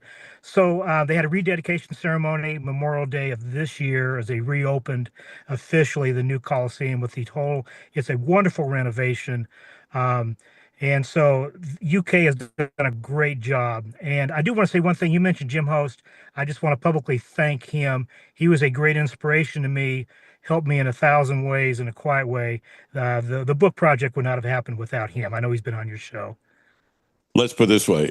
Am I surprised Jim Host helped you? No. Jim Host has helped so many people. It's off the chart. He is one of the greatest Kentucky treasures of all time. Yes. And I'm slowing my words down, of all time. And I wish he ended up being governor or senator. He would have been great at both. Seriously, he'd have been great at both. We need more people like Jim Host to run for, well, His shot clock has passed for that, and I say that with loving kindness. But back in his day, he would have made a great senator representing Kentucky. Not good, but great. And he built one of the great countries from great companies in America from nothing, which is also true. Yes. Without giving your book away, tell me something that really surprised you when you did research, because Jim told me you're obviously a research guy, and I'm sure there's tons of nuggets in your book that will be awe-inspiring. But there had to be a couple things where you kind of went, "Wow." Well, excuse me. There were a lot of things. I thought I knew a lot. I knew I was going to find out a lot more. Sort of, a couple of things are not even dealing with basketball. Back in the day, there used to be something called, I'm trying to get the name of it correctly, but Bob Hope. This only went on for a couple of years. He used to come and have something called the Bluegrass Festival. It was in conjunction with the Kentucky Derby, and for a couple of years they filled the house. Bob Hope came, and he had all these sort of movie stars of the time, and it was a big deal. You don't think about that. So, a lot of things have moved to Rupp Arena, but back in the day, before Rupp Arena, you know, uh, Memorial Coliseum was the gathering place, not just for the state, for the university, for the city, but that's where the big names went for a lot of concerts. And they've also had presidents speak there. Lyndon Johnson made an address at Memorial Coliseum. A couple other Really? presidents to come through. Yes, he was the main speaker at the centennial in 1965. So he kind of stormed in and stormed out very quickly. Wow. Bob Hope was a boxer?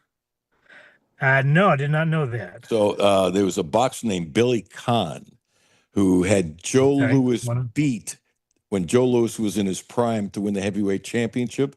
And Billy Conn was small compared to Joe Louis. And his handler said, just stay away from him for 2 rounds. You have this one. Stay away from him. And he went in to mix it up with him, and Joe Louis knocked him out. And that was the highlight of his career.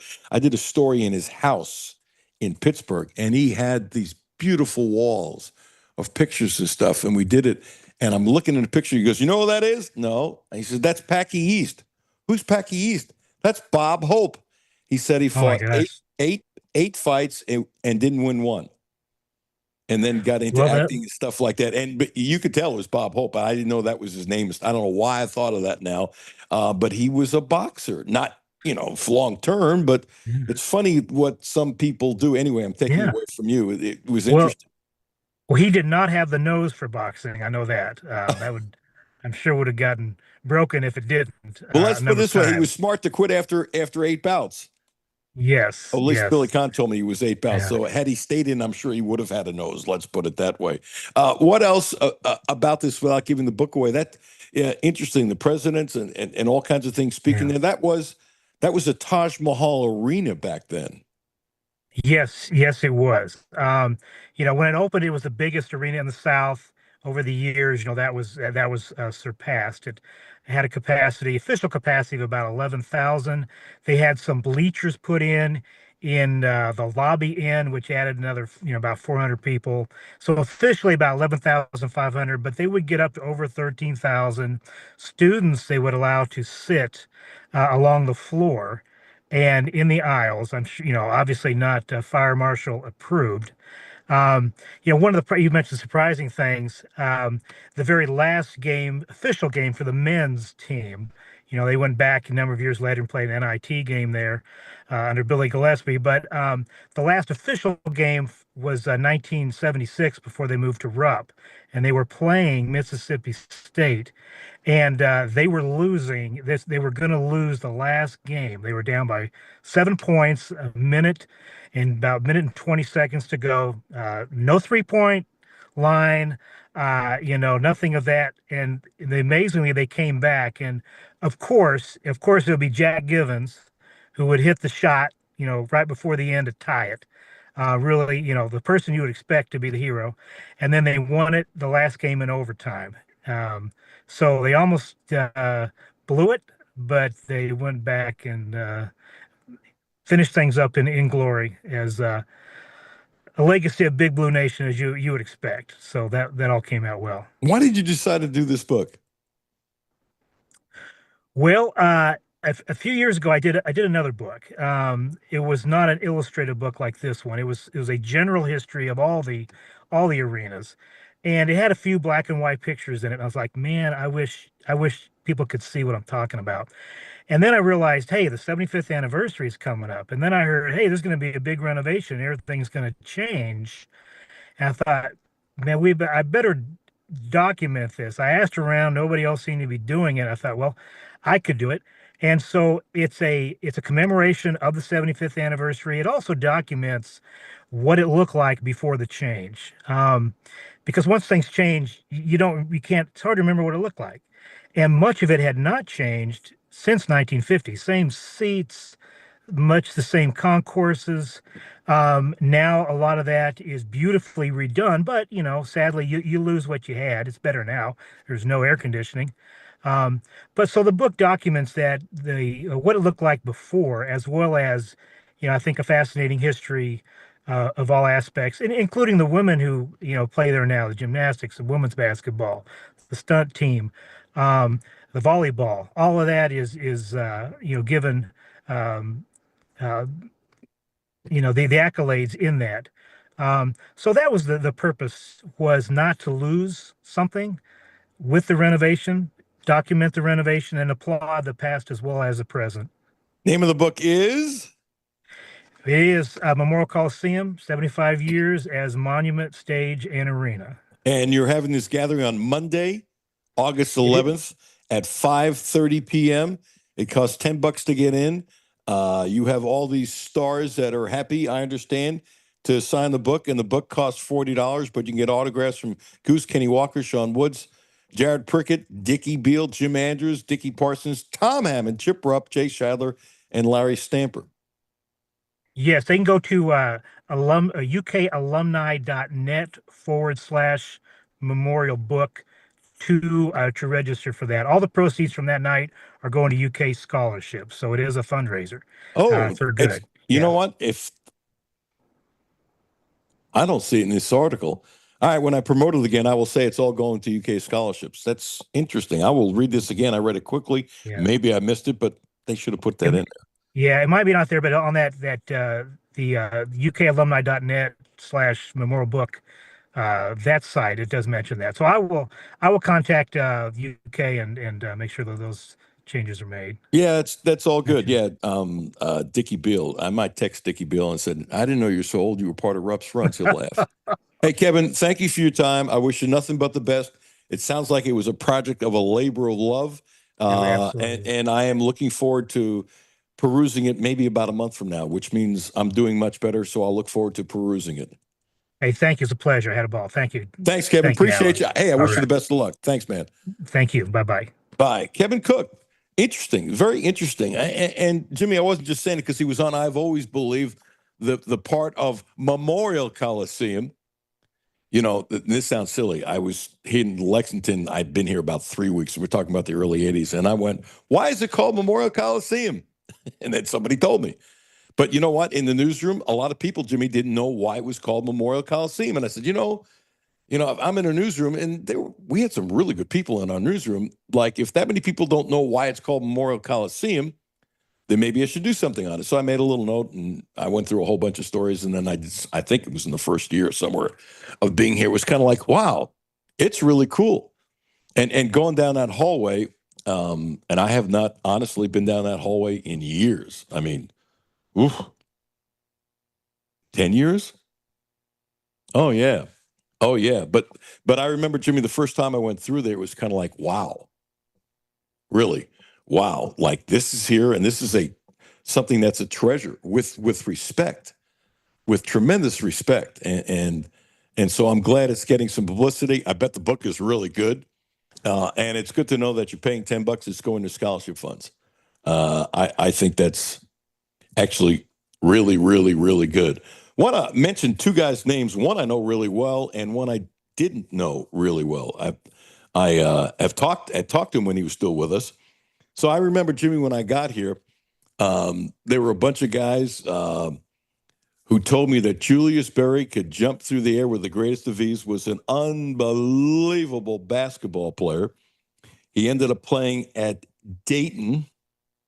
This is before African Americans were on the Kentucky team. And I remember asking, a few people, could he have played at Kentucky? I asked some old African American athletes, and they looked at me, and I got a nice tongue lashing about how this is early '80s, okay, about how good he was, and Rupp didn't take African Americans, and he would have been great here, and all that kind of stuff. And he's Lexington's all-time leading scorer. Now think about this: he was Lexington's all-time leading scorer when he retired from the original Dunbar High School. And former Tates Creek boys coach Nolan Barger, who's done our show. Nolan was a great coach. They are 2 of 13 inductees into the Kentucky High School Basketball Hall of Fame class of 2025. And he's credited, Barry, for scoring 3,000 points in his career that officially began in 1957. And that's the Bearcats' first season as members of the KHSAA after desegregation. I don't even like the word desegregation. I don't have to use that word very often. And I was always told this, that he actually probably scored a lot more.